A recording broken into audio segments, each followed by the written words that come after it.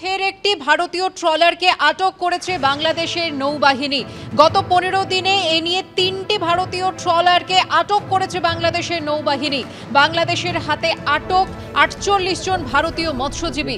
এরা প্রত্যেকেই কাকদ্বীপ এলাকার বাসিন্দা। গৌতম মণ্ডল আমাদের প্রতিনিধি আরো বিশদে এ নিয়ে আমাদের জানাবেন। গৌতম, দেখো সুকন্যা, গত 15 দিনের মধ্যে 3টি ভারতীয় মৎস্যজীবী ট্রলার যেগুলো বাংলাদেশ জলসীমানায় ঢুকে পড়ার একটা অভিযোগ উঠছে এবং এই 3টি ট্রলারে মোট 48 জন মৎস্যজীবী, তারা ভারতীয় মৎস্যজীবী যারা অধিকাংশই কাকদ্বীপের বাসিন্দা, তারা বাংলাদেশের জেলে বন্দী আছে। মৎস্যজীবী ইউনিয়ন সূত্রে আমরা যেটা জানতে পারছি যে গত 15 দিন আগে প্রথম 2টি ট্রলার আটক হয় এবং সেখানে 34 জন মৎস্যজীবী ছিলেন। তাদের এখন বাগেরহাট নিয়ে যাওয়া হয়েছে এবং গত শনিবার এফবি পারমিতা নামের আরো একটি ট্রলার, যেখানে 14 জন মৎস্যজীবী ছিলেন, তারা ভারতীয় জলসীমানা লঙ্ঘন করে বাংলাদেশ জলসীমানায় ঢুকে পড়ার অভিযোগে বাংলাদেশ নৌবাহিনী তাদেরকে আটক করে এবং পরবর্তীকালে গ্রেপ্তার করেছে। এবং এখানকার মৎস্যজীবী ইউনিয়ন সূত্রে যেটা দাবি করা হচ্ছে যে এদের যে ইঞ্জিন, পারমিতার যে ইঞ্জিন বিকল হয়ে যায় এবং ইঞ্জিন বিকল হয়ে যাওয়ার পর বাংলাদেশ জলসীমানায় পৌঁছে যায়। কিন্তু এই পুরো বিষয়টা নিয়ে আমরা জানি যে গত বছর এইরকম শতাধিক মৎস্যজীবী এবং অসংখ্য ট্রলার যারা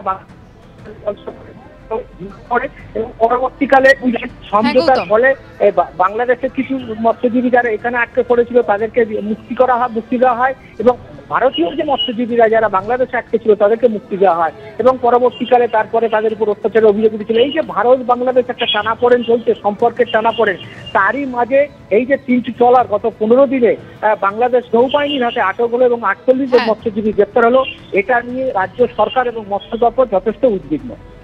ধন্যবাদ গৌতম।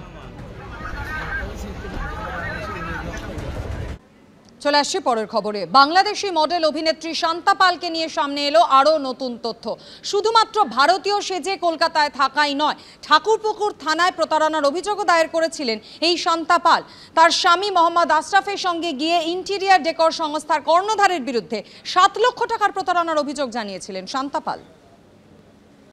শেষ পাসপোর্টের মেয়াদ পেরিয়ে গেছে, ভিসার মেয়াদও। তবু বহাল তবিয়তে এদেশে থাকছিলেন বাংলাদেশের মডেল অভিনেত্রী শান্তা পাল। শুধু তাই নয়, বিয়েও সেরে ফেলেছিলেন এক ভারতীয়র সঙ্গে। টুরিস্ট ভিসা এসে বানিয়ে নিয়েছিলেন জোড়া আধার কার্ড, এমনকি প্যান কার্ডও। আর এই বাংলাদেশি মডেল অভিনেত্রী গ্রেফতার হওয়ার পর থেকে সামনে আসছে একের পর এক তথ্য।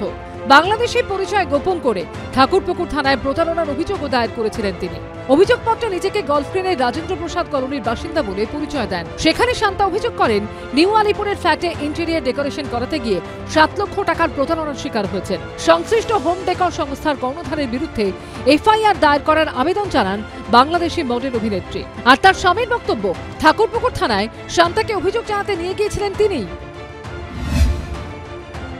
हम लोग का पैसा चोरी हुआ करके हम लोग गया था, मतलब क्या बोलते हैं, मैंने उसके साथ गया था, मैं नहीं लेके गया था उसको पुलिस स्टेशन कि मतलब ये केस, मतलब हम लोग का क्या बोलते हैं इसमें केस करते ताकि हम लोग का पैसा जो चोरी किया है बंदा वो पैसा मिल जाएगा। এবছরই 30 মে মোহাম্মদ আশরাফের সঙ্গে বিয়ে হয় শান্তা পালের। শান্তার স্বামী মোহাম্মদ আশরাফ অন্ধ্রপ্রদেশের বাসিন্দা। কলকাতায় একটি কোর্স করতে এসেছিলেন তিনি। গত বছর দক্ষিণ কলকাতার একটি শপিং মলে এক বন্ধু মারফত শান্তার সঙ্গে পরিচয় হয় তাঁর। শান্তার স্বামীর বক্তব্য, রেজিস্ট্রি করার সময় কাগজপত্র সংক্রান্ত কোনো সমস্যা তাদের হয়নি। जैसे कोई तो डाला है कि मतलब उसके पास 4 पासपोर्ट था, ये था वो था, ये सब फेक न्यूज है। मैंने वहां पे गया था, पुलिस से मैंने बात किया है, मैंने सब कुछ किया। उसके पास एक ही पासपोर्ट था, शायद उसने रीवैलिड करवाया। उसके पास कोई मतलब जैसे बोल रहे हैं आधार कार्ड 2 था, पैन कार्ड 2 था, ऐसा कुछ भी नहीं है। গ্রেফতার হওয়ার আগে থানায় যখন লিখিতভাবে অভিযোগ জানালেন শান্তা পাল, তখনও পরিচয় গোপন করেছিলেন তিনি। জানাননি যে তিনি বাংলাদেশের নাগরিক। তিনি জানিয়েছিলেন তিনি কলকাতার স্থায়ী বাসিন্দা এবং নিউ আলিপুরের যে ফ্ল্যাটের সামনে আমরা দাঁড়িয়ে রয়েছি, এই ফ্ল্যাট সম্প্রতি তারা কিনেছেন এবং এখানে ইন্টেরিয়ার ডেকোরেটিংয়ের জন্য তিনি একজন ব্যক্তির সঙ্গে কথা বলেন, তাকে কিছু নগদও দেন। কিন্তু তারপরেও কাজ হচ্ছে না বলে ঠাকুরপুকুর থানাতে লিখিতভাবে অভিযোগ করেন, যে অভিযোগে জেনারেল ডায়েরি করা হয় এবং পরবর্তীকালে এটি যাতে এফআইআর হিসাবে গণ্য করা হয় সেই আবেদনও তিনি লিখিতভাবে জানিয়েছিলেন। এখানে তো দেখতাম না কারোর সঙ্গে মিশতে, কথা বলতে আসতো যেত, এটুকুই দেখেছি। মেয়াদোত্তীর্ণ ভিসা নিয়ে এদেশে থেকে আর কি করেছিলেন শান্তা? রয়েছে আরও কীর্তি? প্রশ্ন থেকেই যাচ্ছে। আবির দত্ত রিপোর্ট, এবিপি আনন্দ।